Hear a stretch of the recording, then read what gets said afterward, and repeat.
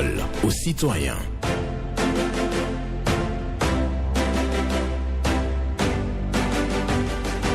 Parole aux citoyens. Honoré Naoum.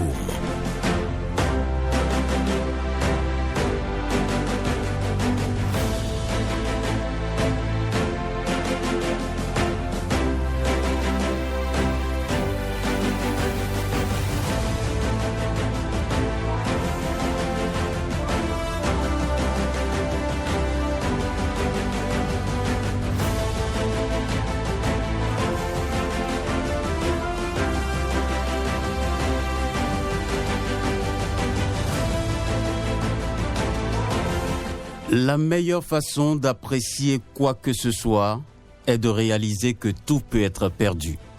La meilleure façon d'apprécier quoi que ce soit est de réaliser que tout peut être perdu. C'est une pensée, bien entendu, de Gilbert Chesterton, voilà, pour votre méditation ce matin. Et oui, bonjour à chacun et à tous, vos préoccupations, satisfactions et sujections. Sur Radio Cotonou, vous allez composer les numéros 01 68 87 67 00. Pour les femmes, 01 50 52 52 73 pour les hommes. Pas d'attaque personnelle. On prend la parole en toute courtoisie et c'est Blaise Sacla qui assure la mise en onde aujourd'hui. Michel Wounou pour le point, la présentation, Honoré Naoum. Je vous rappelle la pensée du jour. La meilleure façon d'apprécier quoi que ce soit est de réaliser que tout peut être perdu. C'est une pensée de Gilbert Chesterton, et c'est pour votre méditation ce matin. Et nous allons prendre le tout premier intervenant. Bonjour. Bonjour, excellent journaliste, monsieur Naoum, notre Alain Foucault, sans oublier son technicien Blaise ce matin. Paul Chaudaton. Que Dieu te protège les membres de nos ancêtres, monsieur Naoum. Nous vous écoutons. Ma première préoccupation de ce matin, c'est plusieurs années, plus d'une soixantaine d'années passées d'indépendance. Et nous ne voulons pas, la plupart des citoyens que nous sommes ne veulent pas adopter notre culture. Un pays qui veut se développer doit adopter sa culture. Je l'ai dit sur plusieurs années pour nous dire, nous devons mettre ça dans la tête de notre jeunesse, habillés africains, parlons africains et consommons ce que nous produisons. C'est ce que les Chinois et les Japonais nous ont mis dans la tête lorsqu'on était en visite officielle avec l'ex-président Nicéphore Dieudonné au Japon et en Chine. Ils nous ont dit, il faut qu'on donne nos prénoms à nos enfants, qu'on les a liés avec des plats de riz en mai ou adopter une autre culture, ils se sont imposés. Aujourd'hui, ils sont les grands importateurs de riz aujourd'hui. Si un pays veut se développer, il doit adopter sa culture. Donc, Béninois, adoptons notre culture pour consommer ce que nous produisons pour être nous-mêmes et au lieu de tout le temps tendre la main. Donc le chemin qui est fait, qu'on est en train de nous montrer aujourd'hui, par la gouvernance, la rigueur et autres, là, c'est par là que nous allons nous développer. Donc, chers citoyens béninois, je ne peux que vous dire ça. Parlons notre langue, donnons nos prénoms à nos enfants, adoptons notre culture. C'est ça à notre retour qu'on a créé le projet Songhai à Porto Novo. Et qu'ils nous ont dit que le grand valet de Lomé peut nourrir toute la plupart des pays africains et nous n'allons pas tendre la main. Donc commençons comme ça et s'imposer. Paul Chaudaton, vous remercie et bonne journée au peuple béninois, que Dieu nous garde les membres de nos ancêtres. Voilà, Paul Chaudaton qui était donc à l'antenne ce matin pour parler de la valorisation du local en thème d'habillement et tout ce qui va avec, les prénoms et tout, en tout cas tout ce qui est local, tout ce qui est béninois. Il nous invite donc à travailler pour sa valorisation. Et le standard reste ouvert pour, bien entendu, tous ceux qui vont appeler à intervenir ce matin. Et quelqu'un est déjà là. Bonjour. Monsieur le journaliste, bonjour. Pierre Ompati. Je confirme, Pierre Ompati. D'accord, nous vous écoutons. Merci bien. Monsieur le journaliste, pour commencer, le 1er août prochain, nous célébrons le 66e anniversaire de notre pays, le Bénin, à la souveraineté nationale. Monsieur le journaliste, j'espère que vous avez déjà hissé votre drapeau. Moi, j'ai déjà accompli mon devoir de citoyenneté en hissant le drapeau national de notre pays, le Bénin. Je vais maintenant à mes préoccupations proprement dites. Monsieur le journaliste, le ministre du cadre de vie et des transports, M. Georges Allé, a effectué une visite d'inspection sur 3 importants chantiers routiers dans le sud du Bénin. Hier, mercredi 29 juillet 2026, il a sillonné les sites du pont de Djonou, des bretelles de l'échangeur de Godomé et du tronçon de Seto Alada pour évaluer l'avancement des travaux et rappeler l'exigence du gouvernement en matière de qualité, de sécurité et de respect des délais. Monsieur le journaliste, cette gestion du ministre Georges Allé vise à améliorer l'écoulement des eaux et à réduire les risques d'inondation dans cette zone fortement fréquentée. Un enjeu majeur pour les populations locales. Merci au ministre Georges Allé pour cette sortie médiatique. Pierre Oupatine, je vous remercie. Merci, bonne journée à vous. Pierre Oupatine qui était à l'antenne pour inviter les Béninois ici le drapeau national parce que le 1er août, ce sera donc la fête de l'indépendance de notre pays. Lui, il dit qu'il a déjà hissé le drapeau chez lui. Et donc, pour cela, il invite les Béninois à faire de même. Et par ailleurs, il dit que le ministre du cadre de vie est descendu sur un certain nombre de chantiers. Et pour lui, c'est une bonne stratégie du ministre, parce que l'essentiel ici, c'est d'éviter l'inondation. C'est ce que nous dit Pierre Ompati. Un autre bonjour. Bonjour, monsieur Honoré Benjamin Naouma. Ramanou Badamassi. Affirmatif. D'accord. Nous vous écoutons, monsieur Hélène. Naoum, Oui. je sais que vous avez eu peut-être l'occasion de passer devant le stade de l'amitié nouvellement réfectionné et de poursuivre votre route vers Calavi après 20 heures. En tout cas, ce qui me concerne, la clarité que j'observe au niveau du stade de l'amitié contraste malheureusement avec l'obscurité qui règne sur la voie à partir de ce carrefour, en passant par le carrefour Bénin-Marché, l'échangeur de Godomé, la traversée de Godomé, la traversée de Calavi jusqu'à Kassato. Je me demande comment cela peut être comme ça. Comment on peut avoir les moyens d'installer des lampadaires solaires suffisamment au niveau du stade de l'amitié et ne pas penser à ce tronçon qui reçoit beaucoup d'usagers. Ça, il faut faire quelque chose.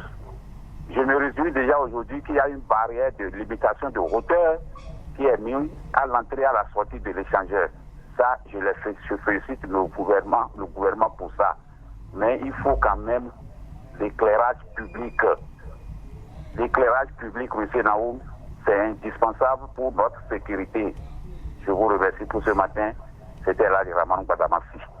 D'accord. Merci beaucoup à vous, Eladj Ramanou Badamassi, pour votre passage à ce matin. Vous étiez à l'antenne pour parler, bien entendu, de la réfection du stade de l'amitié avec tout l'éclairage apporté à ce niveau.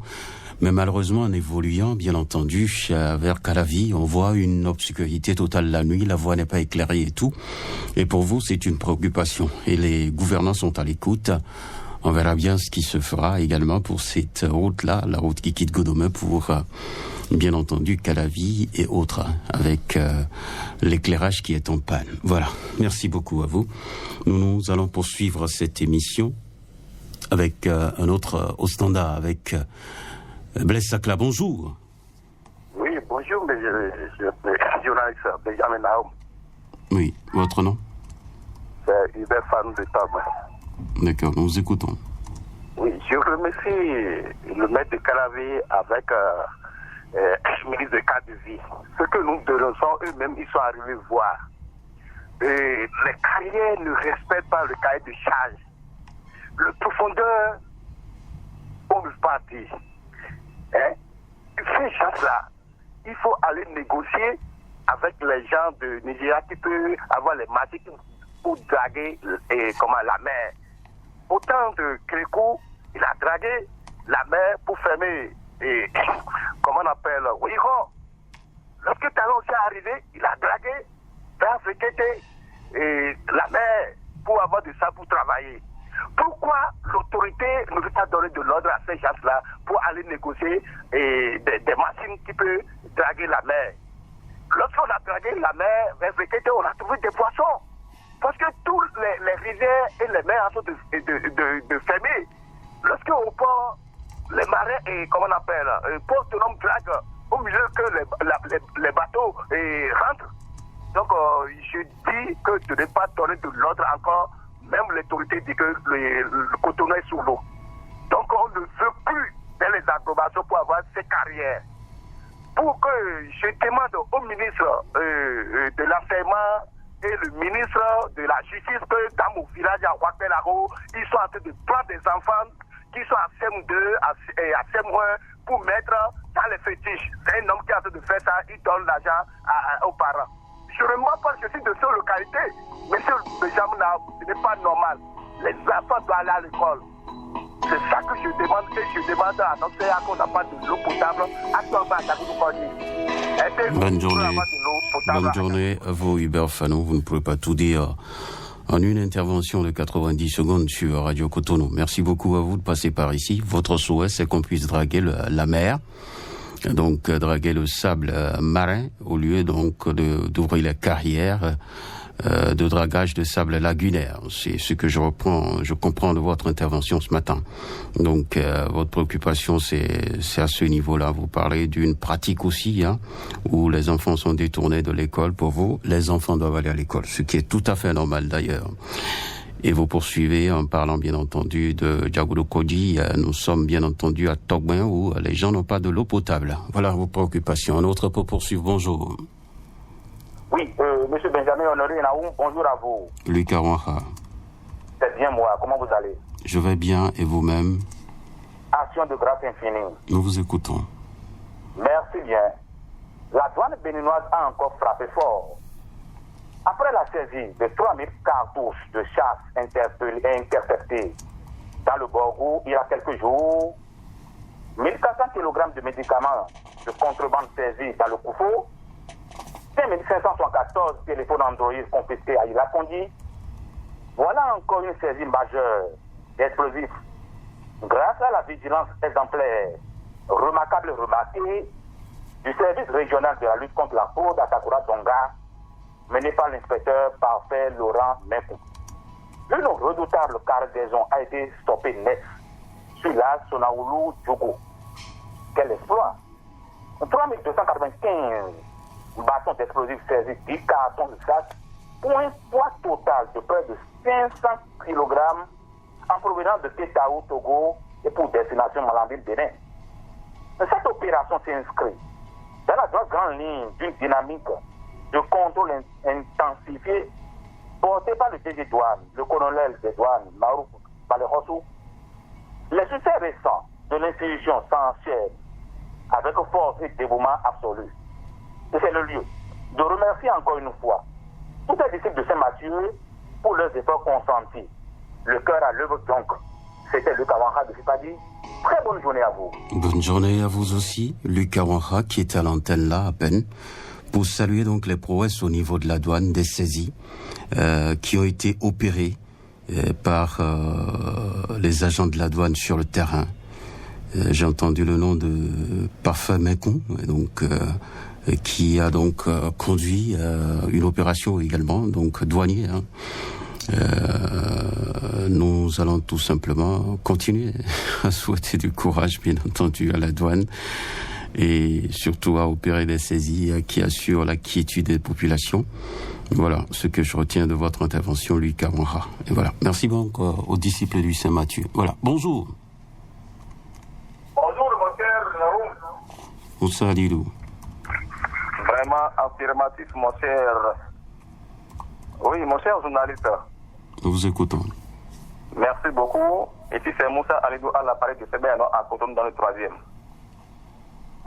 Mon cher Naoum, ma grogne de ce matin est que j'ai dit la fois passée que si vous montez sur le pont de Tatopa, avant Topa à Gala, nous constatons qu'il y a un trou là. Ce trou là, ça peut causer beaucoup de choses. Ça peut même tuer, mon cher Naoum. Nous voulons que la mairie de Cotonou pour ceux qui sont en salle de fermer les trous au niveau des goudrons ou des voies, ils n'ont qu'à fermer ces trous-là, car vraiment, ça ne va pas. Secondo, si vous quittez Carrefour PTT, à Cotonou ici, jusqu'à Porto-Novo, jusqu'au niveau du Carrefour Séné, dans la nuit, mon cher Naoum, nous constatons qu'il y a des lampadaires qui sont implantés sur cette voie. Mais dans la nuit, mon cher Naoum, ça ne s'allume pas. Les gens parlent de ça plusieurs fois sur votre chaîne ici à Cotonou. Jusqu'à présent, mon cher Naoum, c'est toujours comme ça. Là, c'est une grande voie. Et tous les jours, même dans la nuit, les gens passent par là, mon cher Naoum. Et nous voyons qu'il y a des lampadaires là. Mais ça ne s'allume pas, mon cher Naoum. Vraiment, je demande à la mairie de Cotonou, pour ceux qui sont en charge de cela, ils n'ont qu'à nous réparer cela, car cela peut entraîner beaucoup de dégâts, d'accidents et de morts. Nous ne voulons pas ça. Donc, ils n'ont qu'à penser à cela. Et mon cher Naoum, bonne journée à vous. À demain. Bonne journée. Excellente journée à vous. Moussa Lilou, qui parle de la voie Topaga, c'est sur le pont. Il dit qu'il y a un trou, donc c'est tellement un creux sur la voie qu'il faut véritablement fermer. Je ne sais pas si c'est un collecteur ouvert, mais il nous a parlé de trou, donc qui est ouvert sur la voie, et ce n'est pas bien. Il déplore aussi l'obscurité sur la route de Porto Novo, et quand vous quittez donc Apapa pour Porto Novo, les lampadaires ne s'allument pas la nuit, et ça pose un problème de sécurité sur la voie, et donc il en parle ce matin sur nos antennes. Auditeur en ligne, bonjour.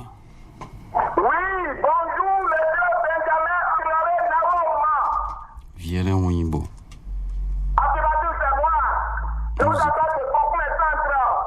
Nous vous écoutons. Oui, voici ma préoccupation. Après, si j'ai dénoncé la préoccupation, je vais vous me permettre vous m'envoyer votre numéro de WhatsApp. Sinon, je vais dénoncer. Que je vous envoie mon numéro.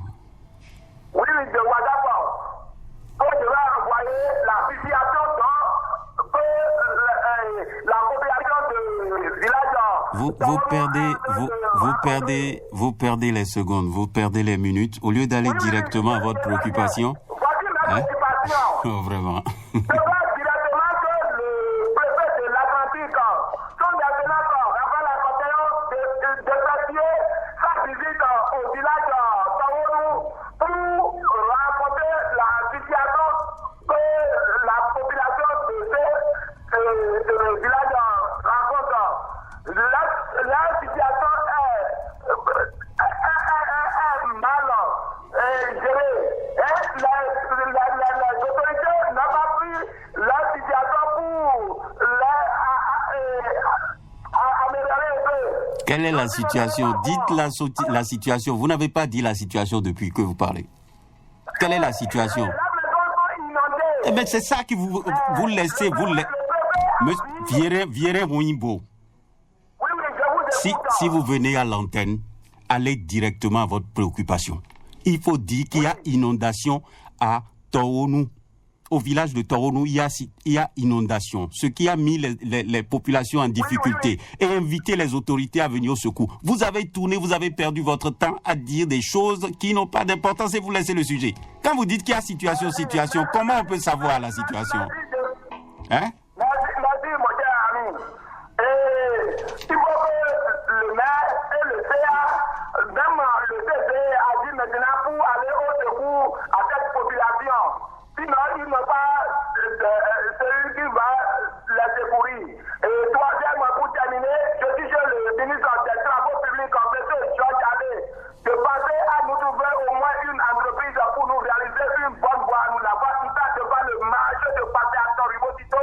Ça nous dérange beaucoup. Merci, mon cher ami Benjamin Honoré Nao. Agréable journée à vous. Agréable journée à vous, Vielen Wimbo. Et l'adresse que j'ai envoyée donc à Vielen Wimbo, c'est valable pour tout le monde. Vous avez 1 minute 30 secondes. 90 secondes, ça passe vite. Donc, vous gagnez en temps si vous préparez votre sujet, attaquez directement la préoccupation. Au lieu de tourner donc autour du pot. La préoccupation de Vielen Wimbo, c'est quoi? C'est que l'inondation sévit actuellement au village Taonou. Et pour ça, il doit inviter, ou sa stratégie, c'est d'inviter d'inviter les autorités à venir au secours des populations qui sont en situation d'inondation. Et voilà, donc la préoccupation, c'est simple. Bonjour. Bonjour à vous, monsieur Benjamin Honoré Naoum. Madame Agbani Souzéphirine. Tout à fait, madame Agbani Souzéphirine, depuis que jamais. Benjamin Honoré Naoum, soyez bénis. Vraiment, vous savez votre boulot. Vraiment. Merci. J'ai deux préoccupations. La première, chez nous, nous ne respirons pas bien. Nous ne respirons pas de bon air. Benjamin Honoré Naoum. Vraiment, nous, la maison d'ordi qu'ils ont envoyé ici depuis 2026 là, 2018, 2017 là, ça nous rend malade ici à Bougamé.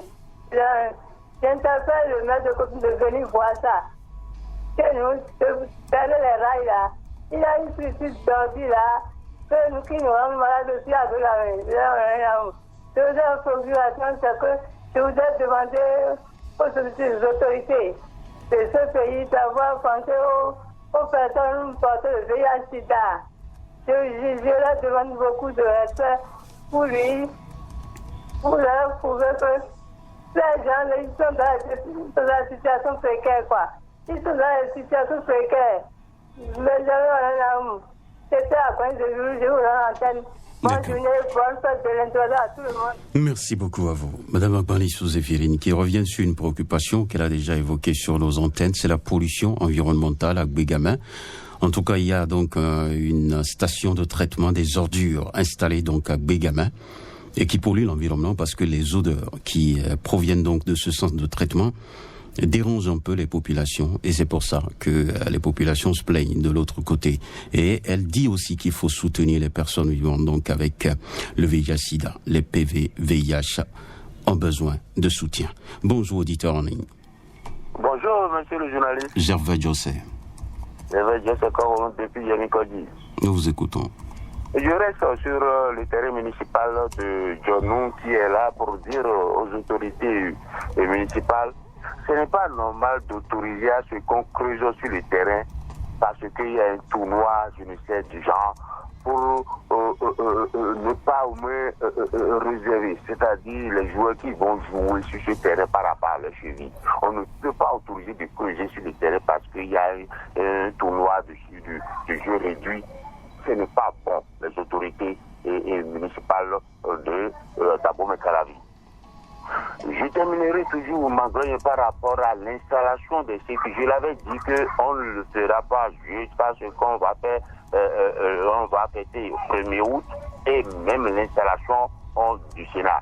Et cela s'est passé. Je ne suis pas prophète, mais voilà là où le code, qu'on la code corrélée, que les gens sont demandés de voir, les gens sont tirés, malgré que c'est seulement un côté, c'est-à-dire un parti qui supporte l'autre qui avait gagné tout ce qu'il y a comme CD. Sécu ont gagné, mais ils sont incapables maintenant d'installer les sécu. Voilà ce que le code nous a envoyé. Et voilà ce que la République nous a laissé comme héritage. Merci, monsieur le juge. À bientôt. Bonne journée à vous. Gervais José, qui était à l'antenne pour parler d'un terrain municipal à Djonou. Et donc, il demande qu'on doit cesser de creuser des trous sur ce terrain parce que ça peut créer des dommages de joueurs. Il parle aussi de l'installation des CV et des sécu. C'est tout, non?